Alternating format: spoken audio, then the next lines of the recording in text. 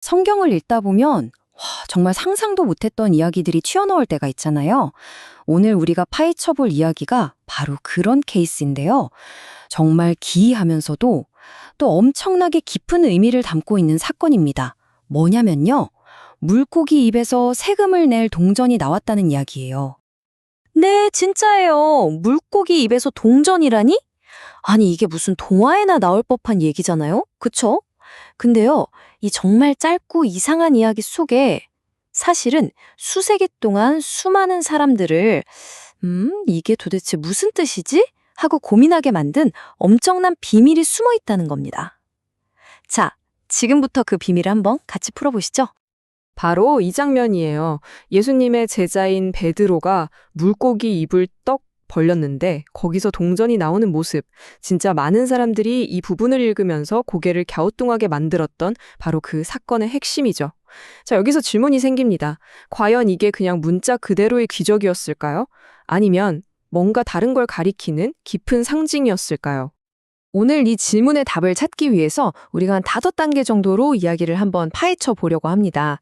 먼저 대체 무슨 일이 있었는지 사건 그 자체를 들여다 볼 거고요. 그리고 그 동전이 어떤 배경을 가지고 있는지 당시 상황을 이해해 볼 겁니다. 그 다음엔 여러 가지 해석들을 비교해 봐야겠죠? 그리고 이 모든 게 베드로라는 인물의 사명과 어떻게 연결되는지, 마지막으로 성경 전체에서 이런 비유가 어떤 식으로 쓰이는지까지 한번 쭉 훑어보겠습니다. 자, 그럼 첫 번째 파트부터 시작해보죠. 이 모든 이야기의 출발점, 마태복음에 기록된 이야기부터 한번 자세히 들여다보겠습니다. 이야기는 가버나움이라는 동네에서 시작돼요. 세금을 걷는 사람들이 베드로한테 와서 이렇게 묻는 거죠. 저기, 당신네 스승님은 성전세를 냅니까? 바로 여기서부터 이 작은 갈등이 시작됩니다. 이 질문을 전해들은 예수님의 반응이 진짜 독특합니다. 베드로한테 뭐라고 하시냐면 바다에 가서 낚시를 하라는 거예요. 그러고는 맨 처음 잡히는 물고기 입을 한번 열어보라고 지시하죠. 정말이지 전혀 예상치 못한 지시잖아요? 그리고 여기서 더 놀라운 예언을 하십니다. 그 물고기 입 안에 정확하게 2사람 몫의 세금인 1세겔짜리 동전이 들어있을 거라는 거죠. 그리고 정말로 이야기는 예수님이 말씀하신 그대로 이루어집니다. 자, 그럼 이제 다음 단계로 넘어가 보죠. 아니, 도대체 이 성전세라는 게 뭐길래 이렇게까지 특별한 사건이 필요했던 걸까요? 이 이야기의 진짜 의미를 알려면 당연히 당시의 역사적, 사회적 배경을 좀 알아야 합니다. 이 성전세는요, 그냥 국가에 내는 세금하고는 차원이 좀 달랐어요. 여기 보시는 것처럼 20살이 넘은 모든 이스라엘 남자가 예루살렘 성전을 운영하고 유지하기 위해서 내야 했던 일종의 의무적인 헐금이었습니다. 그러니까 이건 단순히 돈을 내는 문제가 아니라 내가 이 신앙 공동체의 일원이라는 걸 증명하는 행위였던 거죠. 바로 이 포인트에서 예수님이 베드로한테 아주 의미심장한 질문을 하나 던집니다. 여기 인용문에도 나와 있듯이 세상 왕들이 자기 자식들한테는 세금을 안 걷지 않냐고 묻는 거죠. 이 질문 하나로 이야기는 그냥 세금 내는 문제에서 훨씬 더 깊은 신학적인 차원으로 확 넘어갑니다. 예수님의 논리는 아주 간단해요.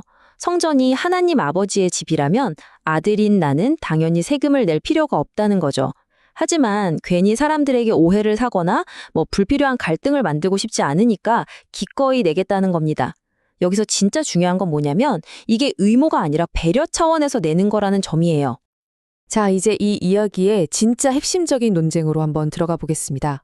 대체 무슨 일이 있었나 해서 그럼 그게 무슨 의미인가로 넘어갈 차례인 거죠. 과연 이건 초자연적인 기적이었을까요? 아니면 아주 깊은 교훈을 담고 있는 비유였을까요? 이 문제를 두고 크게 2가지 해석이 팽팽하게 맞서 왔습니다. 한쪽 입장은 이거예요. 이건 말 그대로 기적이다. 하나님의 엄청난 능력과 자연을 다스리는 예수님의 권위를 직접 보여준 사건이다. 그런데 다른 쪽에서는 이렇게 얘기합니다.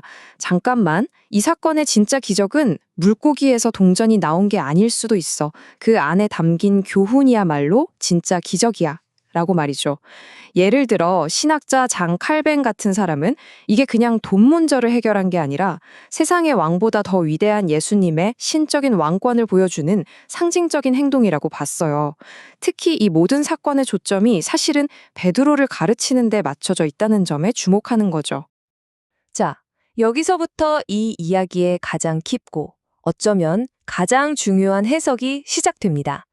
이 사건을 푸는 열쇠가 어디에 있냐면 바로 사람을 낚는 어부라는 아주 강력한 비유에 있거든요. 기억나시죠? 예수님이 베드로를 처음 제자로 부르실 때 바로 이 말씀을 하셨잖아요.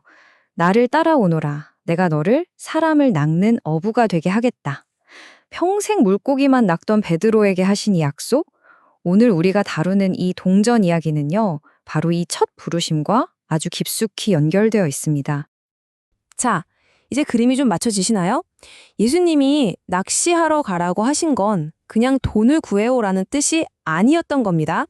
이건 베드로를 위한 살아있는 비유였던 거죠. 베드로의 원래 직업인 낚시를 통해서 그의 진짜 사명인 사람을 구하는 일을 가르치려고 하셨던 일종의 실물 교육이었던 셈이에요. 그리고 이 특별한 교육은요, 정말 엄청난 성공을 거둡니다. 우리가 알다시피 어부였던 베드로는 훗날 오순절의 설교 한 번으로 3,000명의 마음을 사로잡잖아요. 말 그대로 수많은 사람을 낚는 위대한 사도가 된 거죠. 그러니까 물고기 입에서 동전을 찾아냈던 그 경험이 훗날 사람들 마음속에서 진리를 건져 올릴 그의 사역에 대한 완벽한 예고편이었던 셈입니다. 자, 그럼 여기서 한 걸음만 더 나아가 볼까요? 사실 이런 식의 비유적인 가르침은 이 이야기에서만 특별히 나타나는 게 아닙니다. 이건 성경 전체를 관통하는 아주 중요한 소통 방식 중 하나예요. 사실 사람을 낚는다는 이 비유, 예수님이 처음 만드신 게 아니에요. 여기 보시는 것처럼 이미 구약 성경의 여러 예언서에서부터 심판이나 구원을 상징하는 이미지로 낚시라는 단어가 계속해서 사용되어 왔습니다. 그러니까 당시 성경을 읽던 사람들에게는 이게 아주 익숙한 비유였던 거죠. 결국 이 이야기는 우리에게 성경을 어떻게 읽어야 하는지에 대한 중요한 팁을 주는 셈입니다. 그냥 글자 그대로만 읽고 넘어가는 게 아니라 그 행간에 숨어 있는 더 깊은 진리를 찾아내려는 노력이 필요하다는 거죠. 때로는 가장 이상하고 기이해 보이는 사건 속에 가장 심오한 교훈이 담겨 있다는 사실, 바로 이 동전을 품은 물고기가 우리에게 그걸 똑똑히 보여주고 있습니다. 자, 그렇다면 마지막으로 이 질문을 여러분께 한번 던져보고 싶습니다. 어쩌면 우리 삶에서 일어나는 이상하고 이해하기 힘든 사건들 속에도 우리가 발견해주기를 기다리는 더 깊은 의미가 숨어 있는 건 아닐까요? 여러분의 이야기 속에 숨겨진 동전을 품은 물고기는 과연 무엇일지 한 번쯤 생각해 보시는 건 어떨까요?